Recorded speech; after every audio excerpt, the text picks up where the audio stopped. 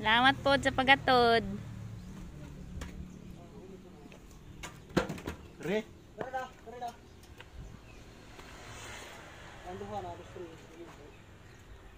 Re?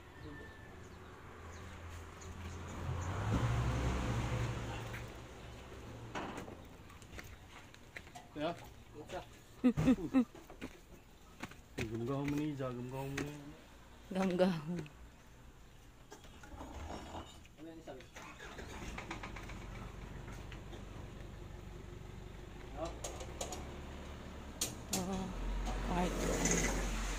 Master bedroom.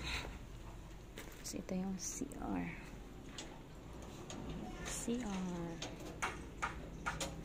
Tapos, ito yung pangalawang kwarto. Ito, pangalawang kwarto. Ayan, buo na yan siya. Buo na yan. Lintel beam na yan.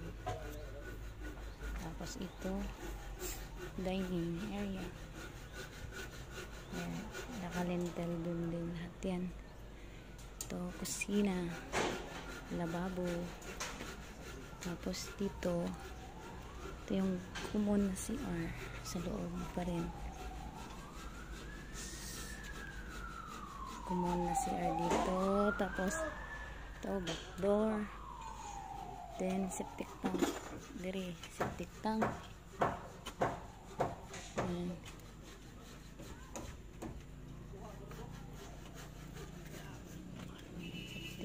Dyan. Ito. Kusina.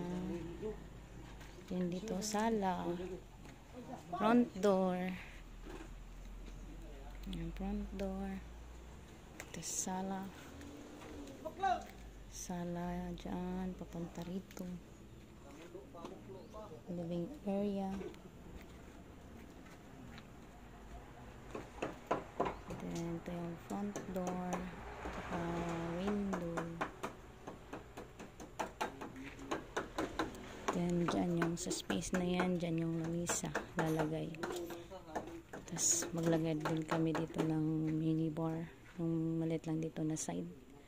Doon sana, kaso lipat namin dito, side na to. Same space. May space naman kasi dito. Kaya dito na lang. Kasi doon na nalalagay yung ref banda. Space dyan sa ref.